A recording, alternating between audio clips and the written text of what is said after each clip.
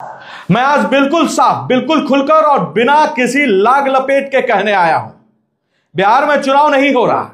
बिहार में सत्ता की युद्ध छिड़ चुकी है। हां, आपने सही सुना। यह चुनाव सिर्फ एमएलए चुनने का चुनाव नहीं है। यह बिहार की इज्जत का चुनाव है। यह बिहार की अस्तित्व की लड़ाई है और यह लड़ाई बिहार की राजनीति का चरित्र बदलने वाली लड़ाई बन चुकी है। और आज इस स्टूडियो में मैं आपको बताने जा रहा हूं वो सच जो अभी तक किसी चैनल ने, किसी विशेषज्ञ ने और किसी भी रिपोर्टर ने खुलकर नहीं बताया है आपको। The nation wants to know, क्या 2025 में बिहार की सत्ता पहले ही लिखी जा चुकी है, किसको मिलेगी? क्या फेज 1 में ही खेल खत्म हो जाएगा? क्या 121 सीटों का ये जो रन है वो तय कर देगा पूरे बिहार का वर्डिक्ट? तो जवाब है हां। और आज मैं साबित करके दिखाऊंगा कि फेज 1 ही इस चुनाव का टर्निंग पॉइंट है। लेकिन शुरू करने से पहले एक बात और गौर से सुनिएगा। 2020 याद है ना आपको? एक एक सीट पर जो ड्रामा हुआ था, किस गणित से कौन कितने सीटों से जीता था, सब कुछ आपको याद होगा। एग्जिट पोल कहा कुछ और रिजल्ट निकला कुछ और। लेकिन आज 2025 है और मैं वही गलती रिपीट नहीं होने दूंगा, क्योंकि जो मैं आपको देने जा रहा हूं वो है data plus ground reporting, ground sentiment plus social pulse, Bihari politics mind plus power swing. ये सारे चीज इसमें सम्मिलित होंगे इस ओपिनियन पोल में। और हां, यह कोई साधारण ओपिनियन पोल नहीं है। यह आर्टिफिशियल इंटेलिजेंसी पे आधारित ओपिनियन पोल के साथ साथ पॉलिटिकल साइकोलॉजी के साथ साथ बिहार ग्राउंड हिट से निकाला मॉडल है, जो बताएगा कि कौन जीतेगा और किस स्विंग पर सीट पलट सकती है। और ध्यान रखिए, मैं किसी पार्टी का प्रेस कॉन्फ्रेंस नहीं कर रहा, मैं किसी का प्रवक्ता नहीं हूं।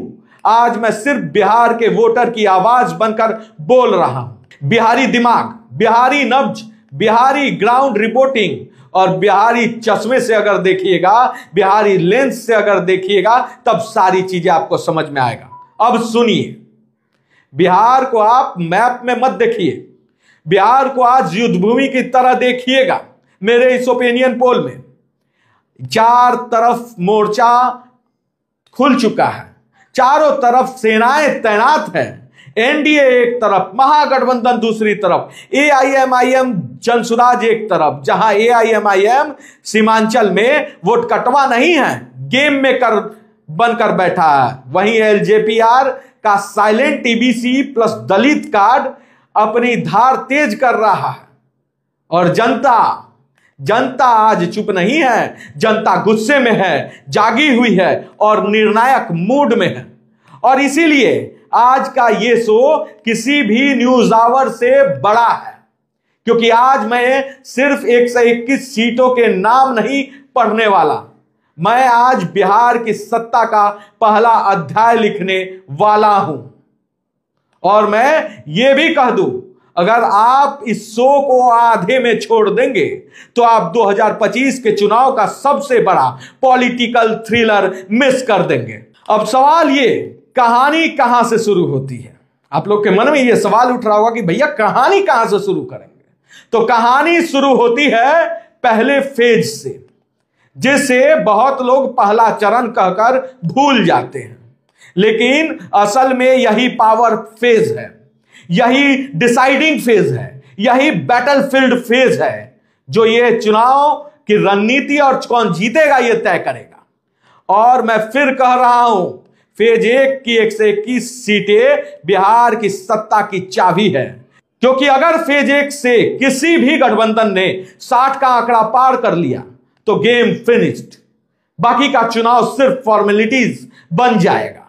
मैं सिर्फ माहौल नहीं बना रहा, मैं आपको वॉर मैप समझा रहा हूं अभी तक कि किस तरह से ये ओपिनियन पोल जाएगा और चुनाव किस तरह से बिहार में होने वाला है। बिहार को 3 सिंपल लाइन में समझिए। पहला सीमांचल और कोसी जोन, ये भावनाओं का रन है, यहां वोट दिल से पड़ता है। सीमांचल के लोग भावनाओं में वोट करते हैं, दिल से वोट करते हैं। वहीं पटना, मगध और सारण, भोजपुर के इलाकों को देखिएगा तो यहां एडमिनिस्ट्रेशन वर्सेस एस्पिरेशन की लड़ाई रहती है। वहीं तीसरा मिथिला जोन जो है, यह दिमाग और पहचान की लड़ाई है। यहां के लोग बहुत तेज होते हैं। किसी ने भी आपको इस लेंस से फेज 1 नहीं समझाया होगा, लेकिन आज आप समझेंगे। और अब मैं वह लाइन बोलने जा रहा हूं जिसके बाद असली शो शुरू होता है। आज मैं 121 सीटों का सबसे बड़ा सच खुलासा करने वाला हूं।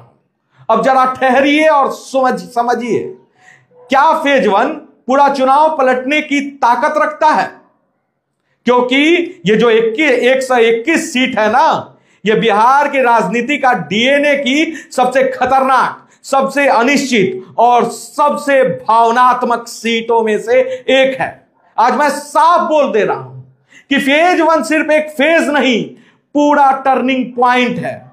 और मैं ये बात हवा में नहीं बोल रहा हूं, रीजन सुनिए और ध्यान से सुनिएगा, क्योंकि एक एक रीजन बहुत जरूरी है जानना।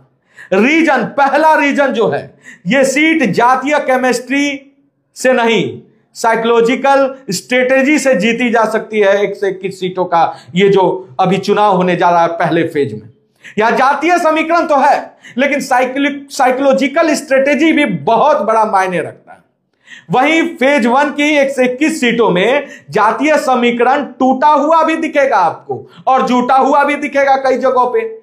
यहां बीजेपी का बूथ मैनेजमेंट मॉडल टकराता है आरजेडी के youth plus social storm model से, जो कि यहां वोट धर्म पे नहीं पड़ता। 121 सीटों में जो पहली बार हो रहा है चुनाव, यहां धर्म पर वोट नहीं पड़ने वाला है। ये मूड और मोमेंटम से यहां पे वोट कटता है, याद रखे सभी पार्टी। यहां जाति के मैथ के साथ साथ भावनाओं के दिमागी गेम के सामने अक्सर बेअसर हो जाते हैं राजनीतिक पार्टियों के नेताजी। यानी यहां वोटर आखिरी रात भी डिसीजन बदल देता है। वोटर जो है आधी रात को डिसाइड कर लेता है कि किसको जिताना है, किसको नहीं। रीजन 2, देखिए यह भी जानना बहुत जरूरी है। 2015 और 2020 दोनों में गेम फेज 1 ने ही पलटा था। याद कीजिएगा, 2015 में पहले चरण में महागठबंधन ने बढ़त बनाई थी, लहर बन गई और गेम पलट गया। 2020 पहले चरण में जो सीट महागठबंधन की मानी जा रही थी, एनडीए ने उनमें अप्रत्याशित क्लीन स्वीप स्ट्राइक मारी और एग्जिट पोल ध्वस्त हो गया और एनडीए सत्ता में आ गई, भले ही मार्जिन जो नंबर था वो कम था। मतलब फेज 1 जो जीतता है उसका मोरल, नैरेटिव और मीडिया वेव फेज 2 को प्रभावित कर देता है। और इस बार तो सोशल मीडिया भी है, जहां फेज 1 की रिजल्ट का वेव इफेक्ट पूरे बिहार में 24 घंटे में फैल जाएगा। रीजन तीसरा जो है, फेज 1 में दोनों पक्षों का कोर वोट बैंक क्लास होता है। ये वो फेज है जहां OBC versus EBC card, MY समीकरण, मुस्लिम यादव ब्लॉक और upper caste consolidation, Dalit Dusadh pulse, youth rage versus welfare scheme support, ये सीधे टकराते हैं। ये सारी चीजें, ये कोई सेफ जोन नहीं है, यहां हर सीट वॉर जोन है। मैं बता दूं, आप लोग को इंतजार होगा ओपिनियन पोल का। ओपिनियन पोल बताएंगे, लेकिन उससे पहले वॉर जोन को समझ लीजिए। ओपिनियन पोल जल्द आने वाला है। मैं चुनौती दे रहा हूं, आज कोई भी प्रवक्ता, कोई भी चैनल, कोई भी सोशल मीडिया हैंडल आपको इस लेवल का ट्रुथ नहीं बताएगा। यह डैम श्योर रखिएगा। या फिर आप देख सकते हैं तमाम और ओपिनियन पोल को। रीजन चौथा जो है वो बहुत जरूरी है जानना, AIMIM plus LJP plus independent, the third angle जो फैक्ट को बदल सकता है। क्योंकि एलजेपीआर का इस बार एनडीए में आना यानी कि 6% वोटों का बढ़ोतरी, और वहीं एआईएमआईएम जो है सीमांचल में एक मजबूत दावेदारी पेश कर रहा है और 2-3 सीट पे तो इंडिपेंडेंट भी जीत सकते हैं। तो ऐसे में ये गणित जो है बहुत कुछ बदल सकता है, स्विंग देखने को मिलेगा। और ये अब एक बड़ा खुलासा, फेज 1 में तीसरी ताकत जो है वो उसको सोई हुई ताकत को कोई जगाए नहीं, क्योंकि वो टाइगर है। मैं बात कर रहा हूं एआईएमआईएम की। सीमांचल में एआईएमआईएम अगर 3 से 6 सीटों पर 6 से 12% वोट काट ले तो पूरा बैलेंस हिल सकता है। वहीं मैं बता दूं आपको कि जनसुराज अगर कई सीटों पे, मगध भोजपुर के सीटों पे 4 से 5% वोट काट ले तो बैलेंस बदल सकता है कई सीटों पे। एलजेपीआर चिराग पासवान अगर अपर ओबीसी प्लस दलित प्लस यूथ में 4 से 8% वोट स्विंग करा दे तो एनडीए को सीधा फायदा दिखेगा रिजल्ट के दिन। और इंडिपेंडेंट अगर 2-3 सीटों पर सीधा राजा बन सकते हैं, यह भी एक बहुत बड़ी बात मैं आपको बता रहा हूं। यह फेज सीधे 2 दलों की लड़ाई नहीं है, यह 3 तीरों 4 नैरेटिव और 5 साइकोलॉजिकल गेम्स का 1-on-1 स्मैक डाउन है। जो 5वां सबसे बड़ा रीजन है कि 121 सीट बिहार की भूगोल नहीं, बिहार की मानसिकता तय करती है।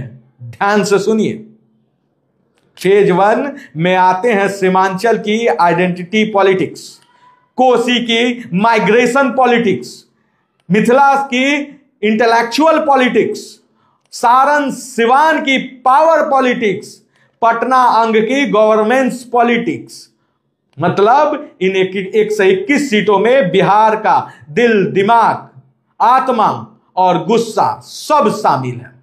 जो यहां जीतता है वही नैरेटिव सुपीरियरिटी हासिल कर लेता है, और बिहार में नैरेटिव ही सत्ता देती है। यह बात मैं आपको बता दूं, वोट बाद में पड़ता है, लहर पहले बनती है और जीत तो रिजल्ट के दिन पता चलता है।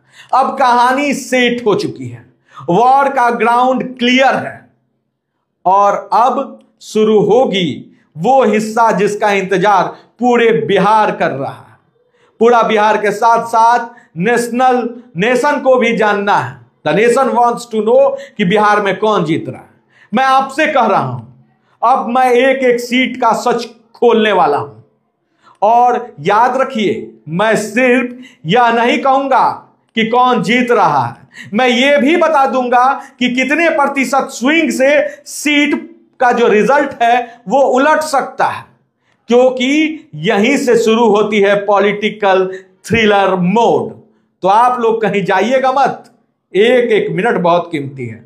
तो बिहार, अब इंतजार खत्म, मैं शुरू करने जा रहा हूं फेज 1 की पहली 121 सीटों का खुलासा। ध्यान से सुनिए, क्योंकि ये 121 सीट सिर्फ नाम नहीं है, ये मूड सेटर सीट है। यहीं से असली हवा बनती है, यहीं से बिहारी वोटर का कॉन्फिडेंस शिफ्ट होता है, और यहीं से चुनाव की स्टोरी दिशा पकड़ती है। और याद रखिए, हर सीट के साथ साथ मैं बताऊंगा कितने प्रतिशत स्विंग से गेम उलट सकता है। चलिए स्टार्ट करते हैं मधेपुरा से। मैं बता दूं कि मधेपुरा में 4 विधानसभा सीट है, आलमनगर, बिहारीगंज, सिंहेश्वर और मधेपुरा। जहां आलमनगर से नरेंद्र नारायण यादव जदयू से हैं और नवीन निषाद वीआईपी से, ये सीट जो है वो एनडीए जीत सकती है। लेकिन अगर 4% वोट स्विंग हो गया, 4 से 5%, अगर वहां पे इंडिपेंडेंट या फिर अदर कैंडिडेट के द्वारा स्विंग कर लिया गया तो यहां पे नतीजा बदल सकता है। बिहारीगंज नीरज कुमार मेहता जदयू से और रेणु कुशवाहा आरजेडी से चुनाव लड़ रही है, यह सीट एनडीए जीत सकती है। लेकिन यहां पे भी वही है, 6% वोट अगर शिफ्ट हो गया, महागठबंधन के तरफ एड ऑन हो जाता है तो स्विंग देखने को मिलेगा। सिंहेश्वर से रमेश ऋषि जदयू से चुनाव जीत सकते हैं। वहीं मधेपुरा से कविता शाह जो जदयू से हैं और प्रोफेसर चंद्रशेखर आरजेडी से, ये सीट महागठबंधन जीत सकती है। लेकिन मैं बता दूं इस सीट पे अगर 7 से 8% वोट स्विंग हो जाए किसी भी तरीके से, वो चाहे उम्मीदवार के क्रेडिट पे हुए क्रेडिबिलिटी पे चेंज हो जाए या फिर बढ़ जाए मुस्लिम कम्युनिटी का वोट 2% भी, तो रिजल्ट कुछ और देखने को मिलेगा। लेकिन मौजूदा स्थिति में मैं बता दूं कि मधेपुरा के 4 विधानसभा सीट में से 3 एनडीए, 1 महागठबंधन। सहरसा की सीटों की बात करें तो सहरसा में टोटल 4 विधानसभा है, सोनबरसा, सहरसा, सिमरी, बख्तियारपुर और महिषी। मैं बता दूं कि 4 में से 3 एनडीए, 1 महागठबंधन। लेकिन एक सवाल है, अगर सहरसा जिले में 3% वोट स्विंग हो जाएगा तो इसमें से जो है 2 सीट का रिजल्ट बदल सकता है। वहीं दरभंगा सीट की बात करें तो दरभंगा में 10 विधानसभा सीट है। कुशेश्वर स्थान है, गोड़ाबोड़म है, बेनीपुर है, अलीनगर है, दरभंगा ग्रामीण है, दरभंगा है, हायाघाट है, बहादुरपुर है और केवती है और जाले से जीवेश कुमार मिश्रा बीजेपी से है और ऋषि मिश्रा कांग्रेस से। मैं बता दूं कि यहां पे अगर मुस्लिम कम्युनिटी का वोट आरजेडी को एक तरफ मिलता है, जो कि स्विंग होते नहीं दिख रहा है, ये स्विंग होगा, कुछ ना कुछ वोट जो है वो इंडिपेंडेंट उम्मीदवार को जाने वाला है। तो अगर नहीं जाता है तो यहां पे रिजल्ट कुछ भी हो सकता है। मैं बता दूं कि टोटल 10 में से एनडीए 9, 1 महागठबंधन। अभी तक जो है आप देख सकते हैं कि टोटल 18 सीटों का ओपिनियन पोल आ चुका है आपके स्क्रीन पर, जिसमें एनडीए 15 पे है और महागठबंधन 3 पर।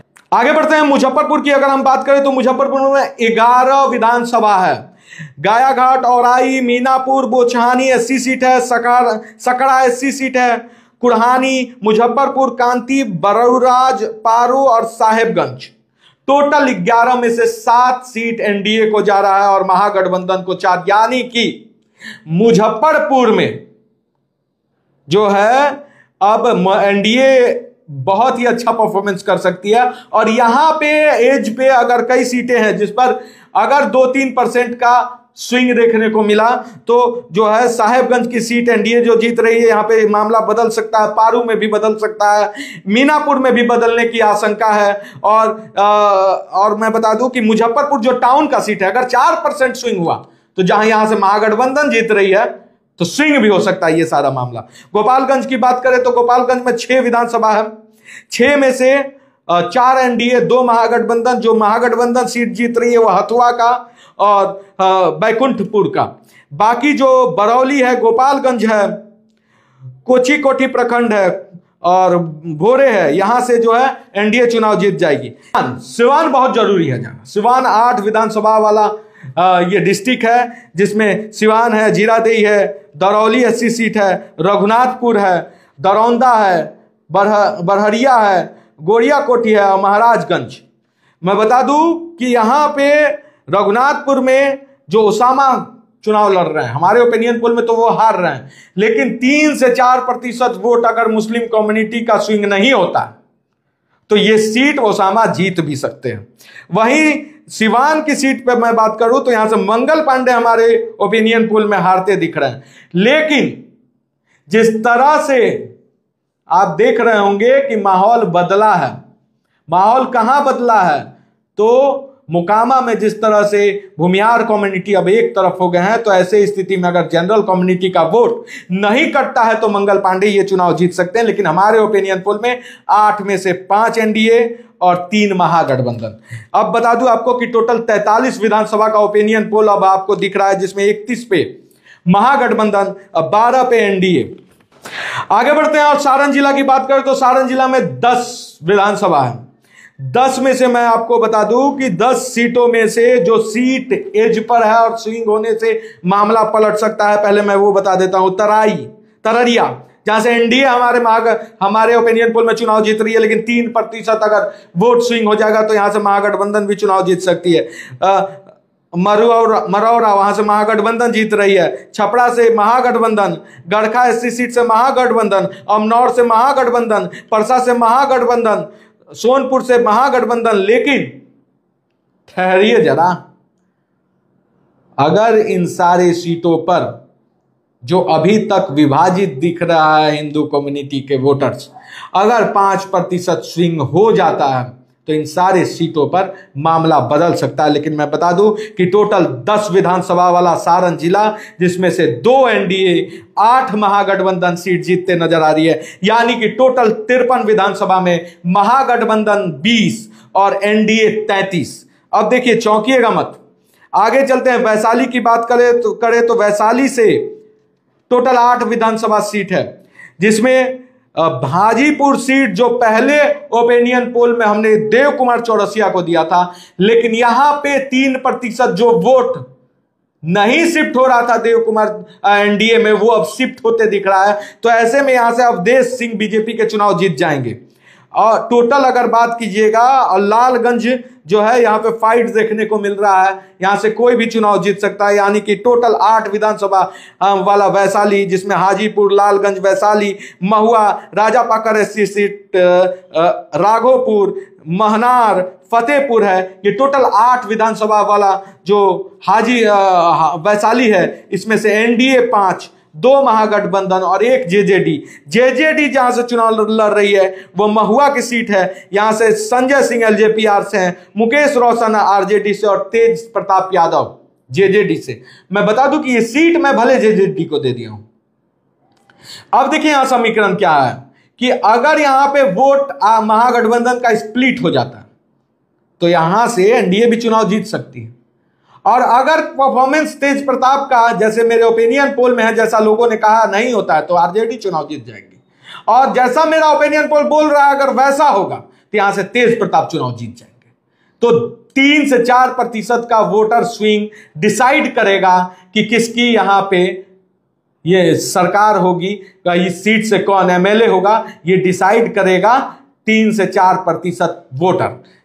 चलिए आगे बढ़ते हैं और अब बात करेंगे हम समस्तीपुर की। 10 विधानसभा वाला समस्तीपुर, जिसमें कल्याणपुर है, वारिसनगर है, समस्तीपुर है, उजियारपुर लोकसभा सीट है, मोड़वा है, सराय रंजन है, मोहिद्दीन नगर है, विभूतिपुर है, रोसड़ा है और हसनपुर। टोटल 10 विधानसभा वाला ये जो समस्तीपुर है, उसमें एनडीए 6, महागठबंधन 4, यानी कि टोटल अब 71 विधानसभा का ओपिनियन पोल आपके सामने है, जिसमें एनडीए 43, महागठबंधन 27 और जेजेडी 1।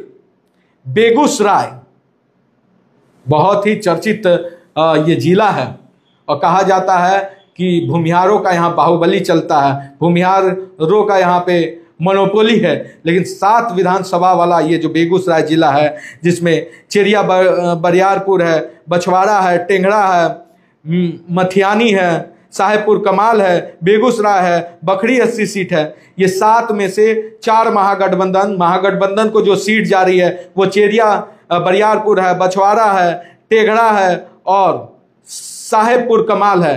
बाकी जो 3 सीट है, मठियानी, उसके बाद बेगूसराय और बखरी, ये एनडीए को जा रहा है। यानी कि टोटल 7 विधानसभा में से 4 महागठबंधन, 3 एनडीए। अब जो टोटल टैली है 78 का हो गया, जिसमें 46 एनडीए, 31 पे महागठबंधन और 1 जेजेडी। डिफरेंस ज्यादा नहीं है, बहुत टक्कर की लड़ाई चल रही है अभी। खगड़िया सीट की बात करें, खगड़िया में 4 विधानसभा, अलौली है, खगड़िया है, बेलदौर है और परबत्ता है।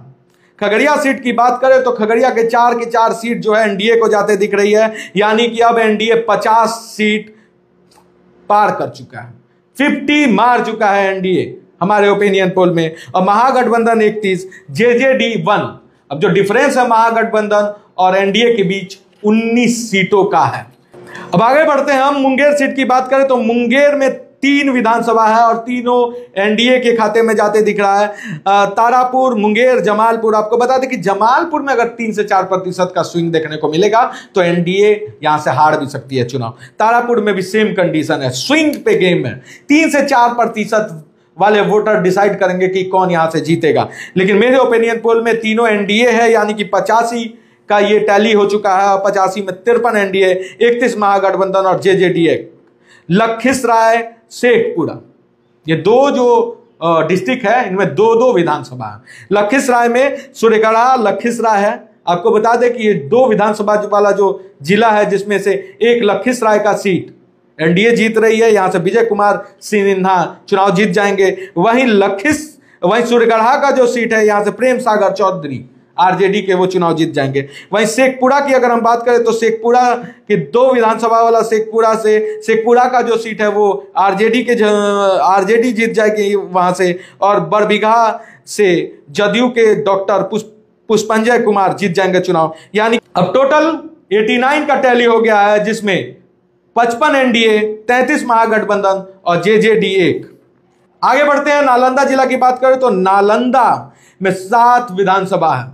एक जो इस्लामपुर का सीट है वहां पे अगर 2 से 3% का स्विंग देखने को मिलेगा तो महागठबंधन वहां से चुनाव जीत जाएगी। लेकिन बाकी जो 6 सीट है, वो चाहे अस्थावा हो, बिहार शरीफ हो, राजगीर हो, हिल्सा हो, नालंदा हो या हरनौत, इन तमाम सीटों पर एनडीए का बोलबाला देखने को मिल रहा है। और यहां से नीतीश कुमार के गृह जिला से एनडीए चुनाव जीत रही है। मेरे ओपिनियन पोल में मैंने टोटल 7 विधानसभा में 7 का 7 एनडीए को दिया है। यानी कि अब टोटल 96 सीट में एनडीए 62 पे, महागठबंधन 33 और जेजेडी 1। अब निर्णायक मोड़ पर आ चुका है ये ओपिनियन पोल। पटना सबको चौंकाने वाला है। मैं बता दूं कि 14 विधानसभा वाला जो पटना है, जिसमें मोकामा है, बाढ़ है, बख्तियारपुर है, दीघा है, बांकीपुर है, कुम्हरार है, पटना साहिब है, फतुहा है, दानापुर है, मनेर है, फुलवारी है, मसौरी है, पालीगंज, बिक्रम, ये तमाम जो सीटें आप देख रहे हैं, मैं बता दूं कि इसमें 14 में से 8 महागठबंधन, 6 एनडीए, यानी कि टोटल 110 का अब टैली आ गया है, जिसमें एनडीए 68, 41 पे महागठबंधन और जेजेडी 1। महागठबंधन जो सीट जीत रही है वो है बिक्रम का, वो है पालीगंज से महागठबंधन जीत रही है, मसौड़ी से महागठबंधन जीत रही है, फुलवारी से महागठबंधन जीत रही है, मनेर से महागठबंधन जीत रही है, फतुहा से महागठबंधन जीत रही है। वहीं अगर हम बात करें बख्तियारपुर से महागठबंधन जीत रही है, मोकामा से, ये जो मोकामा सीट है, मैं ऐसे महागठबंधन को दे दिया था ये सीट, लेकिन अब मैं बता रहा हूं कि सीट पे जो 3% का स्विंग देखने को मिल रहा था भूमिहार कम्युनिटी में, वो अब नहीं दिख रहा है, जिसके कारण से यहां से अनंत सिंह अब ये चुनाव जीत जाएंगे। यानी कि टैली में एक बार फिर चेंज कीजिए। मैं बोलूंगा कि टैली में अब 8 नहीं 7 दीजिए। अब महागठबंधन जो है वो 14 में से 7 सीट महागठबंधन का और 7 सीट एनडीए का, यानी कि जो 110 का टैली है अब वो हो गया 69 सीट एनडीए का और 40 पे महागठबंधन और जेजेडी 1। आगे बढ़ते हैं, भोजपुर सीट की बात करें तो देखिए भोजपुर सबको चौंका दिया। भोजपुर सबको चौंकाने का काम किया है। भोजपुर 7 विधानसभा वाला जिला है, जिसमें मैं बता दूं कि संदेश है, बड़हरा है, आरा है, अगियाव है, तरारी है, जगदीशपुर है, शाहपुर, जिसमें मैं बता दूं तरारी एनडीए, जगदीशपुर एनडीए और आरा एनडीए। बाकी जो सीटें हैं वो सारी सीटें जो है वो महागठबंधन को जाता है। शाहपुर में भी देखिए फाइट देखने को मिल रहा है, लेकिन यहां से भी एनडीए जीत सकता है। यानी कि 7 में से आप मानकर चलिए कि 4 एनडीए, 3 महागठबंधन। अब जो टैली है वो 117 विधानसभा का टैली हो चुका है। 117 सीटों का विधानसभा का ओपिनियन पोल अब आपके सामने है, जिसमें 73 पर एनडीए, 43 पर महागठबंधन और 1 सीट जो है वो जेजेडी के खाते में जा रहा है। वही बक्सर की अगर हम बात करें तो बक्सर में 4 विधानसभा है। 4 विधानसभा में 2 महागठबंधन और 2 एनडीए। बरहमपुर और बक्सर एनडीए चुनाव जीत रही है और डुमराव और राजपुर महागठबंधन। लेकिन मैं बता दूं कि डुमराव में अब डिपेंड करेगा कि ददन पहलवान जो है वो कितने वोट काटते हैं। अगर ज्यादा काट लेंगे तो यहां से एनडीए भी चुनाव जीत सकता है। यानी कि अब 121 सीटों का ओपिनियन पोल आ चुका है, जिसमें 75 पे एनडीए और वहीं 45 पे महागठबंधन और 1 जेजेडी। तो ये है 121 सीटों का ओपिनियन, जिसमें बहुत सारी सीटें थी जो मेरे पहले ओपिनियन पोल में ही बहुत सारी सीटों में आपने बदलाव देखा होगा। जो पहला ओपिनियन पोल था उसमें कुछ और था, वहां से मैंने अनंत सिंह को हराया था, लेकिन इस बार अनंत सिंह जीत रहे हैं क्योंकि सेंटीमेंट जो है वो काम कर रहा है। बहुत सारी चीजें हैं जो चुनाव के दिन तक बदलती हैं, लेकिन ये जो अब ओपिनियन पोल है ये फाइनल ओपिनियन पोल है और यही चुनाव के दिन आपको देखने को मिलेगा जिस दिन रिजल्ट आएगा। ऐसे ही तमाम खबरों के लिए बने रहे खबर फर्स्ट के साथ, और लाइक शेयर सब्सक्राइब जरूर कीजिएगा, क्योंकि दूसरा फेज का भी रिजल्ट आपको सबसे पहले चाहिए, दूसरे फेज का ओपिनियन पोल अगर चाहिए इतना ही डिटेल एनालिसिस के साथ, तो खबर फर्स्ट को लाइक करके और नोटिफिकेशन वाला बटन जरूर दबा दीजिएगा।